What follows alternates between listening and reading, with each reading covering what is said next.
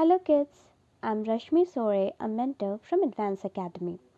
और आज हम पढ़ने जा रहे हैं दिन और महीनों के बारे में, यानी कि डेज एंड मंथ्स। आप बोल रहे होंगे, अब दिन और महीनों के नाम तो हमें पता है, तो फिर क्यों हम दोबारा से पढ़ें? आपको दिन और महीनों के नाम इंग्लिश में पता है, आज हम उन्हें हिंदी में पढ़ने जा रहे हैं।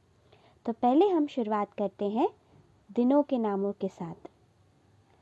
एक सप्ताह में 7 दिन होते हैं, means there are 7 days in a week। पहला है संडे, जिसे हिंदी में रविवार कहा जाता है। दूसरा है सोमवार, यानी कि मंडे। तीसरा मंगलवार, यानी कि ट्यूसडे। चौथा बुधवार, यानी कि वेंसडे।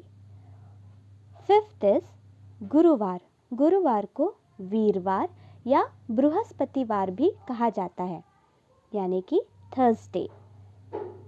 छठवां है शुक्रवार, यानी कि फ्राइडे। और 7वां दिन है शनिवार, यानी कि सैटरडे। अब बारी है महीनों के बारे में पढ़ने की, यानी कि महीनों के हिंदी नाम को जानने की। आप सभी जानते हैं एक साल में 12 महीने होते हैं, तो चलिए हम हिंदी में महीनों के नामों को पढ़ते हैं। पहला महीना जनवरी, जिसे हम जनवरी भी कहते हैं। दूसरा महीना फरवरी, जिसे फरवरी कहा जाता है। तीसरा महीना मार्च, जिसे इंग्लिश में भी मार्च ही कहते हैं। चौथा महीना अप्रैल, जिसे हम इंग्लिश में अप्रैल प्रोनाउंस करते हैं। पांचवा महीना मई, मई, जिसे हम इंग्लिश में मई कहते हैं। छठवां महीना जून, इसे इंग्लिश में भी जून ही कहा जाता है। सातवां महीना जुलाई, जुलाई, ठीक है, इसे इंग्लिश में जुलाई कहा जाता है।